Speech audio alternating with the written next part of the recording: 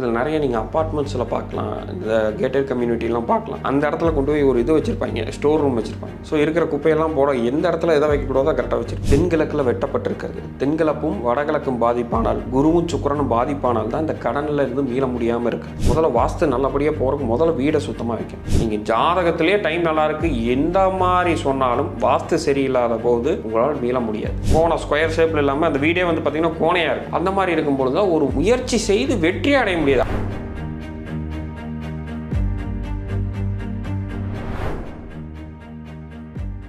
பக்தி கஃபே நேயர்களுக்கு வணக்கம்.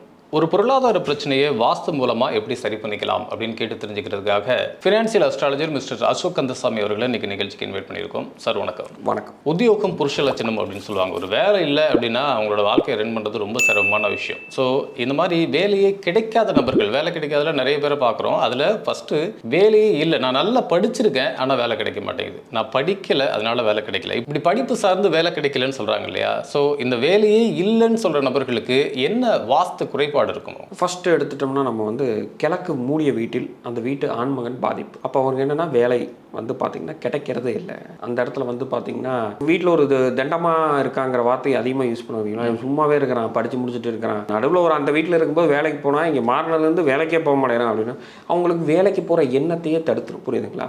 அப்படியே வந்தாலும் வேலை கிடைக்காது. ஸோ அப்போ கிழக்கு மூடிய வீட்டில் யாருக்கு இதோட வீட்டிலலாம் கிழக்கு அடைச்சிருக்கோ ஈஸ்ட் சைடு. ஸோ இப்போ அப்பார்ட்மெண்ட்லாம் பார்த்தீங்கன்னா ஈஸ்ட் சைடு வந்து க்ளோஸ் ஆகிட்டே இருக்கு இல்லைங்களா? ஸோ அந்த மாதிரியான வீட்டு அமைப்பில் ஒரு ஆண்மகன் இருக்காங்கன்னா கண்டிப்பாக உங்களுக்கு வேலை கிடைக்காம இருக்கிறதுங்கிறது உறுதி. ஓகே, அங்கே அட்லீஸ்ட் விண்டோவாவது இருக்கணும் அப்படிங்க. விண்டோ கம்பல்சரி விண்டோ இருக்கணுங்க. இப்போ நிறைய பேர் என்ன பேருக்கு ஒரு விண்டோ வச்சு க்ளோஸும் பண்ணி வச்சுக்கிறாங்க. அது நோ யூஸ். இப்போல்லாம் வந்து ஸ்க்ரீன் ஓப்பன் பண்ணணுங்க. ஓப்பன் பண்ணி அங்கே சூரிய ஒளி உள்ளே வரணும், வீட்டுக்குள்ளே வந்துட்டு போகணும். ஸோ அதுதான் சூரியன்னா ஆன்மா. ஸோ அப்போ அந்த ஆன்மா உள்ளே வரும்பொழுது தான் அந்த வீட்டுடைய ஆண்மகன் வந்து பார்த்தீங்கன்னா ஒரு பேர் சொல்லக்கூடிய அளவுக்கு வளரக்கூடிய வாய்ப்புகள் இருக்குது. ஆனால் நிறைய வீடுகளில் நீங்கள் சொல்கிற மாதிரி அந்த இடத்துல விண்டோ வைக்கிறதுக்கு உண்டான ஆப்ஷனே இல்லாமல் இருக்குது. அடுத்த வீடே வந்து அதோட ஜாயிண்டடாக இருக்குது, அந்த மாதிரி இருக்குது. அப்போ நம்ம அந்த இடத்துல என்ன பண்ணுறதுன்னு வீட்டை மாற்றுங்க. இதுக்கு பரிகாரமோ சொல்யூஷனோ இல்லை, வீடை மாற்றியே ஆகணும். ஸோ இந்த வாஸ்து பற்றி பல இன்டர்வியூவில் சொல்லியிருக்கேன். இதுக்கு பரிகாரம் ஏதாவது சொல்லுங்கன்னு கேட்பாங்க. இல்லை நான் அதில் பரிகாரமே இல்லைன்னு சொன்னாலும் கீழே கமெண்ட் பாக்ஸில் பார்த்தா பரிகாரம் சொல்லுங்கள். என் வீட்டில் இதே போலதான் இருக்கிறது, கிழக்கு மூடி இருக்கிறது, நான் என்ன பரிகாரம் செய்ய வேண்டும்? ஸோ இந்த மாதிரி பரிகாரத்துக்குன்னு ஏகப்பட்ட பணத்தெல்லாம் கொடுத்து ஏமாறாங்க. பட் அதெல்லாம் வேண்டியதே இல்லை. வாஸ்து பொறுத்த வரைக்கும் ஸ்டார்டிங்கில் கஷ்டமாக தான் இருக்கும் மாத்திரக்கு. அது என்னை பொறுத்த வரைக்கும் வாஸ்து நான் கன்சல்ட் போனோன்னா ஃபஸ்ட் எடுத்தோன்னு கேட்குறது வாடகை வீடா சொந்த வீடான்னு. வாடகை வீடுனா சந்தோஷமாக போயிடுவோம், ஏதாவது பிரச்சனைனா மாற்ற சொல்லு. சொந்த வீடுனா தான் சொல்கிற கஷ்டமாக இருக்கும். அதுக்கு 1 லட்சம் ஆகும், 50,000 ஆகும், மாற்ற சொல்கிறதுக்கு ரொம்ப இதாக இருக்குது. நிறைய பேர் வந்து சார் வாடகை வீட்டில் வேறு இருக்குங்க. ஏங்க நல்லதுங்க, வேறு வீடு மாற்றி போங்க. ஈஸியான ஒரு நல்ல வாஸ்து அமைப்படி. ஏன்னா இப்போ நம்ம பார்த்துட்டாலே அடுத்து அவங்க மாறி போகிற வரைக்கும் நம்ம கைட் பண்ணிடுவோம். இந்த இடத்துக்கு நீங்கள் போங்க, இதுதான் நல்லாயிருக்கும். இல்லை நீங்கள் வீடு பார்த்து எனக்கு சொல்லுங்கள், அந்த வீட்டை நான் சொல்கிறேன் இது நல்லா வாஸ்து இருக்காங்க. அப்போ சொந்த வீடு இருக்கும்போது இடித்து சரி செய்யுங்கள். இப்போ வந்து கண்டினியூஸாக இப்போ அப்பார்ட்மெண்ட்லாம் வாங்கிட்டாங்கன்னா நிறைய பேர் இதெல்லாம் பார்த்துருக்கோம். திரும்பி போகும்போது தான் நல்லாயிருக்கு. பார்த்து நம்ம சொல்லி கூட மாற்றாமல் அதுக்கான சூழல் அமையாமல் இன்னும் கஷ்டப்பட்டுக்கிட்டே இருக்கிறதையும் என்னுடைய நெருங்கிய கிளைண்ட்ஸுகள் மூலியமாக நான் பார்க்குறேன். ஏன்னா பிடிச்சி போய் அந்த இடத்துல வந்து இருக்கணும், வேறு வழி இல்லை, ஒரு 80 லட்சம் போட்டு ஒரு வாங்கிட்டோம், இஎம்ஐ போகுது, சேல் பண்ணிட்டு வரக்கு மனசு இல்லை, நெய்பர்ஸ் எல்லாம் செட் ஆகிட்டாங்க. பட் ஏன்னா அந்த கஷ்டம் இருக்குது, அதை ஏக்கவுண்ட் பண்ணிகிட்டே போயிட்டுருக்காங்க. வரட்டு இன்னொரு 1 இயரில் நான் வீடு கட்டியே போயிடுறேன் இதை சேல் பண்ணிவிட்டு. பட் அது வரைக்கும் இருக்கிறேன். பட் அந்த கஷ்டத்தையும் அனுபவிச்சுட்டே இருக்காங்க. இப்போ வேலை கிடைக்கல அப்படிங்கிற நபர்களை தாண்டி சில பேருக்கு வேலை கிடைச்சிருது, வேலை பார்க்குறாங்க. ஆனால் அந்த வேலையில் ஒரு ப்ரொமோஷன் கிடைக்க மாட்டேங்குது, சம்பள உயர்வு கிடைக்க மாட்டேங்குது, எந்த க்ரோத்துமே இல்லை. நான் சேர்ந்தப்போ எப்படி இருந்தானோ அதே மாதிரியே தான் 5 வருஷம் 10 வருஷமாக இப்படியே தான் குப்பை கொட்டிகிட்டு இருக்கிறேன், எனக்கு எந்த இம்ப்ரூவ்மெண்ட்டுமே இல்லை. இதுக்கும் வாஸ்துக்கும் சம்மந்தம். கண்டிப்பாக. எந்த வீட்டில் வடகிழக்கில் ஸ்டோர் ரூம் வச்சுருக்காங்க, வடகிழக்கில் ஸ்டேர் கேஸ் வச்சுருக்காங்க, வடகிழக்கு க்ளோஸ் ஆகிருக்கு. இப்போ வடக்கையும் கிழக்கையும் மெர்ஜானதான் வடகிழக்குன்னு சொல்லுவோம். ஓகேங்களா? ஸோ அந்த இடத்தில் யாரோடைய வீட்டில் ஸ்டேர் காஸாக இருக்கட்டும், ஸ்டோர் ரூமாக இருக்கட்டும், இதில் நிறைய நீங்கள் அப்பார்ட்மெண்ட்ஸில் பார்க்கலாம், இந்த கேட்டட் கம்யூனிட்டிலாம் பார்க்கலாம். அந்த இடத்துல கொண்டு போய் ஒரு இது வச்சுருப்பாங்க, ஸ்டோர் ரூம் வச்சுருப்பாங்க. ஸோ இருக்கிற குப்பையெல்லாம் போட எந்த இடத்துல எதை வைக்கக்கூடாதோ கரெக்டாக வச்சுருக்கு. ஸோ அவங்களுக்கு எல்லாமே வேலைனால ப்ரெஷரு. ஸோ அதனால் வந்து பார்த்திங்கன்னா ஒரு தவறான ஹேபிட்ஸ்குள்ளே போகிறது, ட்ரிங்க் அடிக்ட் ஆகிறது, இல்லை அதுலேருந்து ஃப்ரீ ஆகணுங்கிறது, வேலைக்கு போகணும்னு நினச்சாலே கைகால் உதறது. பட் ஆனால் கமிட்மெண்ட்ஸ்க்காக போகிறது, அப்புறம் திடீர்னு வேலை போகிறது, மறுபடியும் ஒரு 3 மாதம் வீட்டில் இருந்து மறுபடியும் பிக்கப் ஆகி போகிறது, எல்லாமே வடகிழக்கு வெட்டுப்பட்டு கட்டப்பட்டிருந்தால், வடகிழக்கில் ஸ்டேர் கேஸ் இருந்தால், வடகிழக்கில் ஸ்டோர் ரூம் இருந்தால், வடகிழக்கில் பூஜை அறை இருந்தால், இது எல்லாம் நடக்கும். இந்த நிரந்தரமான வேலை இல்லை அப்படிங்கிறதும் இதே அமைப்பு எடுத்துக்கலாங்க. பட் இது என்னன்னாங்க, ரொம்ப கொடூரமான ஏதாவது விஷயமா இருக்கும். உதாரணத்துக்கு வந்து பார்த்தீங்கன்னா, இப்போ அந்த ட்ரிங்க் ஹேபிட் அடிக்ட்னு கொண்டு வந்து பார்த்தீங்களா, அது அங்கே வராது. கெட்ட பேருன்னு சொல்ல பார்த்தீங்களா, அது அங்கே வராது. பட் என்ன தண்டமாக இருக்காப்பா, ஏன்னா ஒழுக்கமாக ஏதோ வீட்டில் இருக்கிறேன் பாட்டுக்கு ஏதோ கேம் விளையாடிட்டோ இல்லை டிவி பார்த்துக்கிட்டோ ஃபோனை பேசிக்கிட்டோ போகிறான் வரான், ஏன்னாங்க வேலைக்கு போக மாட்டேறான், இல்லை போகிறாலும் கிடைக்க மாட்டேங்குது, இல்லை அந்த மாதிரி தான் இருக்கும். இது ரொம்ப danger. Comparing to the east side இது ரொம்ப டேஞ்சர். இது ரொம்ப ரொம்ப கரெக்டாக இருக்கும். அது மாதிரி கடன் சுமைகள் அதிகமாக இருக்கிற பர்சன் பார்க்குறோம். நான் என்னதான் இருந்தாலும் பார்த்து தான் நான் செலவு பண்ணுறேன். முடிஞ்ச அளவுக்கு என்னோட ஆடம்பர செலவுகள் எல்லாத்தையும் கண்ட்ரோல் பண்ணிக்கிறேன். இருந்தாலும் என்னோட கடன் மட்டும் ஒழியவே மாட்டேங்குது அப்படிங்கிற நபர்கள், அவங்களுக்கு வாஸ்து என்ன குறைபாடு இருந்தால் அப்படின்னா, ஃபஸ்ட்டு வந்து பார்த்தீங்கன்னா, இது நார்மல் ஜென்ரலாகவே வீடு சுத்தமாக இருக்கணுங்க. சிங்கில் வந்து பாத்திரங்களாக அப்படியே போட்டு வைக்கிறது ஒரு நாள் ஃபுல்லாக. தென்கிழக்கில் வெட்டப்பட்டிருக்கிறது. தென்கிழப்பும் வடகிழக்கும் பாதிப்பானால், குருவும் சுக்கிரனும் பாதிப்பானால் தான் இந்த கடனில் இருந்து மீள முடியாமல் இருக்கிறது. ஏதோ ஒன்று, இது ஒரு கடன் அடைக்கிறதுக்கு இன்னொரு கடன் வாங்கிலாம் பார்த்துருக்கு, நீங்களே கேள்விப்பட்டிருப்பீங்க. அதெல்லாம் இந்த அமைப்பு தான், புரியுதுங்களா? அதே மாதிரி வந்து பார்த்திங்கன்னா, அந்த வடகிழக்கு சைடில் வந்து பார்த்திங்கன்னா, அந்த டிச்சு வந்து சேர்ந்து அங்கேயே குழியாக நிற்கிறது, அந்த டிச்சு குப்பை எல்லாமே நிற்கிறது. ஸோ வீட்டை வந்து அசுத்தமாக வச்சுக்கிறது எல்லாமே வந்து என்னன்னாங்க, கடனை பெருக்கிட்டே இருக்கும். முதல்ல வாஸ்து நல்லபடியாக போகிறதுக்கு முதல்ல வீடை சுத்தமாக வைக்கணும். அங்கங்கே கச்சனே இருக்கக்கூடாது. வீட்டை ரொம்ப சுத்தமாக வச்சுக்கணும். சமையல் அறையை சுத்தமாக வைக்கணும். வடகிழக்கு பகுதியை ரொம்ப கேப் விட்டு வீடை வந்து என்னென்னா நிறையா வச்சுட்டு, நிறையனா இடத்த நிறையா சொல்கிறேன், அந்த இடத்துல வந்து ஒன்லி குழி, ஓகேங்களா? அந்த கீழே இருக்குது தெரியுங்களா, அடித்தொட்டின்னு சொல்கிறோம் பார்த்தீங்களா, அது மட்டும்தான் அங்கே இருக்கும். எம்டி ஸ்பேஸாக இருக்கணும்.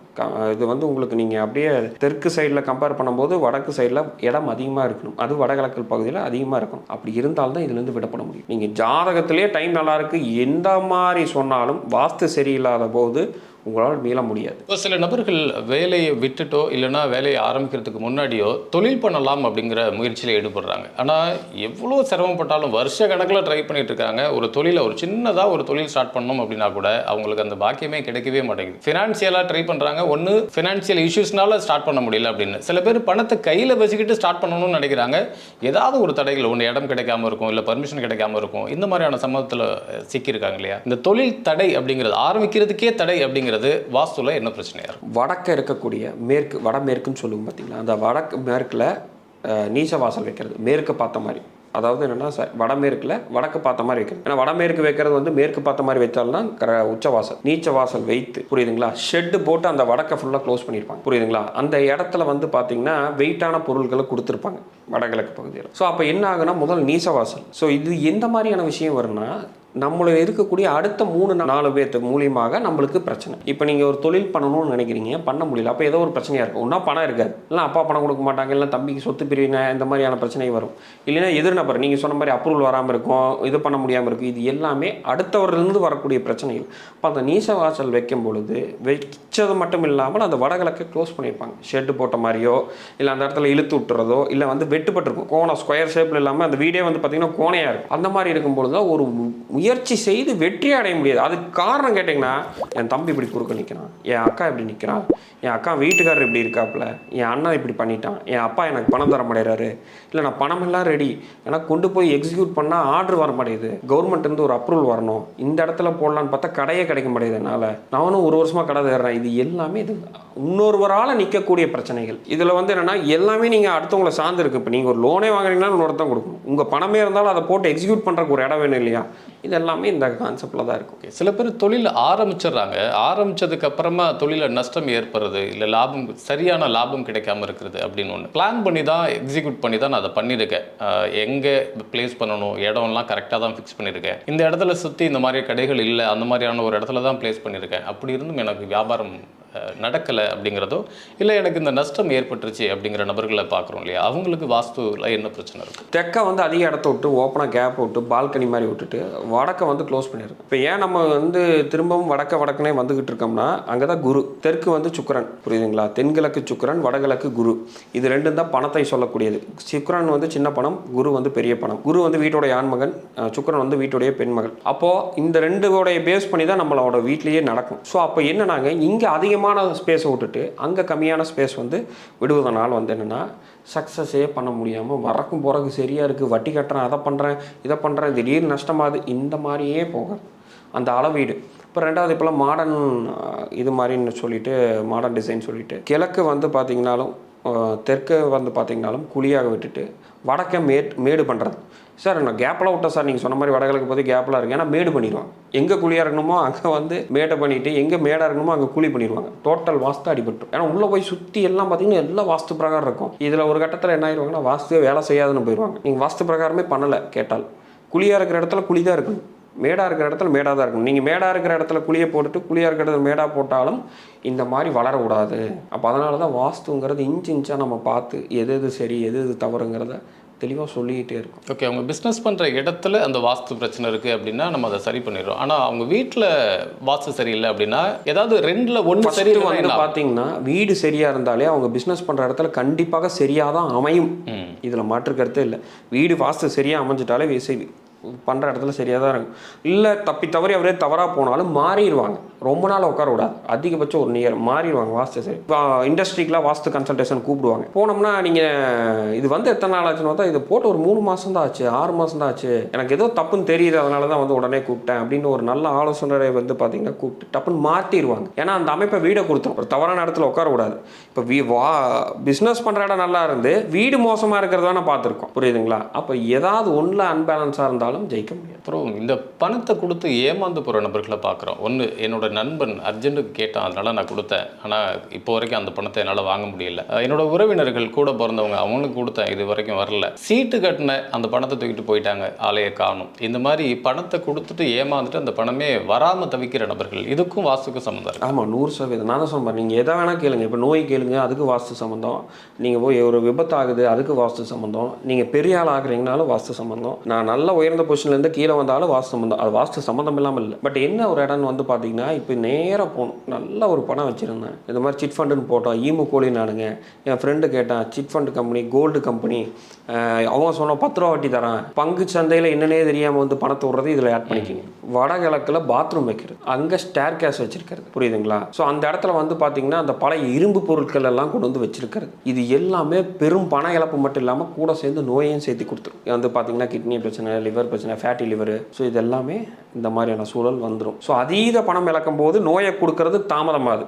இப்போ ஒரு பணமே இழக்கலை அப்படிங்கும்போது நோயை ஆட்டோமேட்டிக்காக ஹாஸ்பிட்டலில் போய் கட்டுறதுக்கு பணம் காலியாகிடுது. நிறைய நபர்களை பார்க்குறோம், இந்த ஜாக்பாட் அடிக்குது அப்படிங்கிறாங்க. ஒரு லாட்ரியாக இருக்கட்டும், இல்லை ஷேர் மார்க்கெட்லையாக இருக்கட்டும், இல்லை திடீர்னு ஜாப்லையோ பொண்ணு பார்ப்பாங்க. திடீர்னு வந்து அவருக்கெல்லாம் இப்படி ஒரு பொண்ணு அமையுமா, இவ்வளோ கோடீஸ்வரான ஒரு பொண்ணு அமையுமா அப்படின்னு, இந்த மாதிரிலாம் திடீர்னு ஒரு ஜாக்பாட் அப்படின்னு கிடைக்கும். இதுக்கும் வாஸ்துக்கும் சம்மந்தம் இருக்கா? கண்டிப்பாக இருக்குது. ஏன்னா வந்து பார்த்தீங்கன்னா ஃபஸ்ட்டு வந்து நல்ல கோடீஸ்வரராக இருக்கிறவங்களோட அமைப்பு வந்து பார்த்தீங்கன்னா பிரதானமாக வடமேற்கில் அவங்க ஹால் இருக்கிறத நம்ம பார்க்குறோம். பட் மற்ற எல்லா வாஸ்தும் சரியாக இருக்கணும். நான் சொன்ன வடகிழக்கு அந்த தென்மேற்கு எல்லாமே சரியாக இருந்து வடமேற்கில் ஹாலாக இருக்கிறவங்க நல்ல ஒரு வந்து பார்த்திங்கன்னா மத்தியம வயதில் நல்ல ஒரு பெரிய கோடீஸ்வரராக ஆகிறத நம்மளால் தெளிவாக பார்க்க முடியுது. என்விரான்மெண்டல் வாஸ்துவும் சேர்த்தி சுற்றி வந்து சூரிய ஒளி வரணும், அவங்களுடைய டிச்சு தண்ணி எப்படி போகுது, அவங்களுடைய என்ட்ரி உச்ச வாசல், வடகிழக்கு பகுதியில் எவ்வளோ இடம் விட்டுருக்காங்க, எவ்வளோ தூரம் வீடு சுற்றும் எல்லாமே. ஸோ இந்த மாதிரியான யோக அமைப்பு இருக்கிறவங்க கண்டிப்பாக ஜாக்பாட் தான். அவங்க உழைக்கலினாலும் லாட்ரியே வந்து விழுந்து மேலே பெரிய ஆளாயிருவாங்க. இல்லைன்னா வரப்போகிற பொண்ணை கட்டினதுக்கப்புறம் அவங்க பெரிய ஆளாயிருவாங்க. அந்த பொண்ணுடைய ஜாதகத்தில் பார்த்தீங்கன்னா செவ்வாய் சுக்கிரன் காம்பினேஷன் இருக்கும்.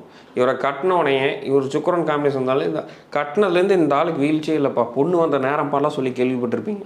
இது எல்லாமே இந்த அமைப்பு தான். ஜென்ரலாக வாஸ்து குறைபாடுனால இந்த மாதிரி பிரச்சனைகள்லாம் இருக்குது அப்படிங்கிறப்ப இந்த பிரச்சனைகளை சரி செய்ய பரிகாரம் இல்லை அப்படின்னு நீங்களே சொல்லிடுறீங்க. அதை தாண்டி இடித்து தான் மாற்றி தான் கட்டணும் அப்படிங்கிறீங்க. இந்த 2 விஷயத்தையும் பண்ணாமல் நான் ஏதாவது பண்ணணும்னா என்ன தான் பண்ணணும்? ஒரே விஷயங்க, அந்த பிரச்சனையோட வாழ்ந்து பழகிக்கணும். இல்லைன்னா வந்து பார்த்திங்கன்னா வேறு வீடு மாறி, புரியுங்களா? இப்போ நிறைய இன்னொரு மெயின் விஷயமா சொல்லிடுறேன், இது ரொம்ப இம்பார்ட்டன்ட். இந்த வீட்டில் வாஸ்து பிரச்சனை பூட்டிகிட்டு போய் இன்னொரு வீடு வாங்கி இருந்தவங்களோட விஷயமும் மாறாது. அந்த வீடு வாஸ்து பிரகாரம் தான் இருந்தாலும் இந்த வீட்டில் இன்னொருத்தர் குடி வர வரைக்கும் உங்களுக்கு பிரச்சனை தான். இது புதுசு இல்லை, நம்ம நிறைய சொல்லியிருக்கோம். நான் ரீசெண்டாக போனது கூட நான் சொல்லியிருக்கேன். வாஸ்துக்கு அவர் நல்லா வந்தாப்புல, அது கோயம்புத்தூரில் பெரிய பிஸ்னஸ் மேன், அவர் நல்லா மேலே வந்தாப்புல. திடீர்னு வீழ்ச்சி. அந்த வீட்டுக்கு வாஸ்து பார்த்து கொடுத்தது நம்ம தான். அவர் நம்மளை திரும்பவும் கூப்பிட்றாப்புல, சார் இந்த மாதிரி திடீர்னு ஃபால் ஆகிட்டே இருக்கிறேன், எனக்கு கொஞ்சம் வீட்டுக்கு வந்தீங்கன்னா நல்லாயிருக்கும் அப்படின்னா ஒரு அப்பாயின்மெண்ட் வாங்கிட்டு அதுக்கேற்ற மாதிரி நம்ம போனால் வந்து நம்ம தான் வாஸ்து பார்த்தே கொடுத்தோம், நல்லா தான் இருக்குது, நல்ல ஒரு விஷயமா இருக்குது. பூர்வீகம் இருக்கான்னு அன்றைக்கி நம்ம கேட்டோம், இல்லைன்ட்டாப்புல. அது வந்து நான் அவருக்கு திரும்பியும் கேட்டேன், ஏதாவது பூர்வீக சொத்து ஏதாவது இப்போ ஏதாவது எழுதி வச்சுருக்காங்களா, பார்த்து இருக்கா அப்படின்னா. இல்லைன்னா அவங்க மனைவி சொன்னாங்க, இந்த மாதிரி வாடகை வீடு கட்டி விட்ருக்கோம் அப்படின்னு. இதை சொல்லவே இல்லையே அப்படின்னா, இல்லை அது வாடகை குற்றம், அவங்க இருக்கிறாங்க குடியிருக்காங்கன்னா இவங்க காலி பண்ணிட்டு போய் 3 மாதம் தான் ஆகுது. அப்படி உங்கள் பிரச்சனை ஸ்டார்ட் ஆகி எப்படி இருக்குன்னா அதே 3 மாதம். அந்த வீட்டில் இன்னொரு வர வரைக்கும் அந்த வீட்டில் என்ன வாஸ்து குறைபாடு இருக்கோ இந்த வீட்டு ஓனருக்கு தான் வரும். ஸோ இதுதான் வந்து உண்மை. நீங்கள் செக் பண்ணி பாருங்கள், நிறைய விஷயங்கள் நம்ம இந்த மாதிரி பார்த்துருக்கேன். வாஸ்து பிரகாரம் தான்ப்பா இருக்குது, எனக்கெல்லாம் இந்த பிரச்சனை இருக்குது பாரு, எனக்கெல்லாம் நோயே தீர மாட்டேது, என்னத்தான் போய் பார்த்துக்கிட்டு அப்படின்னு. அவர் பூர்வீக வீடு இருக்குது, அவருக்கே தெரியாமல் இருக்கும். அதில் வடகிழக்கு பகுதி பாதிச்சிருக்கும். அந்த வீட்டுடைய பெண்மணிக்கு வந்து பார்த்திங்கன்னா யூட்ரஸ் ரிமூவ் பண்ணியிருப்பாங்க, குடல் பகுதியில் பிரச்சனை. அவங்களுடைய பழைய வீட்டில் தென்கிழக்கில் வந்து பார்த்திங்கன்னா மேலே வாட்டர் டேங்க் வெயிட் வச்சுருக்காங்க. தென்கிழக்கில், ஆக்சுவலாக தென்மேற்கில் தான் வைக்கணும். அந்த வெயிட்டை கொடுத்தோன்னே இவங்களுக்கு வயிற்று ஆப்ரேஷன், வயிற்று சம்மந்த பகுதி. அவங்களாம் வந்து ஒரு இதெல்லாம் நீங்கள் கேள்விப்பட்டிருக்கீங்களா இல்லை, அவங்க சாப்பிட்ட 5 நிமிஷத்தில் எல்லாமே பாத்ரூம் வழியாக அவங்களுக்கு வந்துடும். வயிற்று பிரச்சனை, அவங்க ட்ரீட்மெண்ட் ஸ்டில் போயிட்டுருக்கு. நம்ம சொல்லி அதை வந்து அந்த வாட்டர் மேலே இருக்கக்கூடிய தண்ணி தொட்டியை தூக்கி எல்லாம் கிளியர் பண்ணதுக்கப்புறம் இப்போ அவங்களுக்கு எந்த இது இல்லை. இதெல்லாம் மேஜிக் தான். இப்போ நீங்கள் இதில் என்ன இது ஒர்க் ஆகுது நம்ம விஷயம் இருக்குது இல்லைங்களா? ஸோ அதுதான் மெயின். அதனால் ஒரு இடத்துல வீட்டு வாடகைக்கு விட்டுருந்தீங்கனாலும் அதுவும் வாஸ்து பிரகாரம் இருக்கணும். இது எனக்கு வாடகை விட்டுருக்க வாஸ்துல வேலை செய்யலைன்னா அங்கே யாரோ குடியிருப்பாங்க, அந்த பிரச்சனை அவங்க அனுபவிச்சுட்டு இருப்பாங்க. கேட்டு பாருங்கள், அதே தான் இருக்கும். அவங்க காலி பண்ணிட்டு போனோன்னா அந்த பிரச்சனை உங்களுக்கு வந்துடும். ஓகே, காலி பண்ணிட்டு போனதுக்கப்புறம் அந்த பிரச்சனை நமக்கு வந்துடுது, ஹவுஸ் ஓனருக்கு வந்துடுது. திரும்ப இன்னொரு டெனண்ட் அங்கே வராங்க அப்படின்னா அந்த வாஸ்து அவங்கள தான் பாதிக்கும். டெனண்ட்டுக்கு போகும். திருப்பி யார் அந்த வீட்டில் குடியிருக்கிறார்களோ அவர்களை பாதிக்கும். குடி இல்லாத போது வீட்டு உரிமையாளரை பாதிக்கும். வாஸ்து சம்பந்தமான இன்னும் நிறைய விஷயங்கள் பேசுவோம் தொடர்ந்து அடுத்த நிகழ்ச்சியில். இன்னைக்கு நிகழ்ச்சிக்கு வந்து மிக்க நன்றி சார். நன்றி. மீண்டும் மற்றொரு நிகழ்ச்சியில் சந்திப்போம். வணக்கம். இந்த வீடியோ உங்களுக்கு பிடிச்சிருந்தா லைக் பண்ணுங்க, ஷேர் பண்ணுங்க, கமெண்ட் பண்ணுங்க. மறக்காம பெல் பட்டனை கிளிக் பண்ணிட்டு பக்தி கஃபே தமிழ் சேனலை சப்ஸ்கிரைப் பண்ணிடுங்க.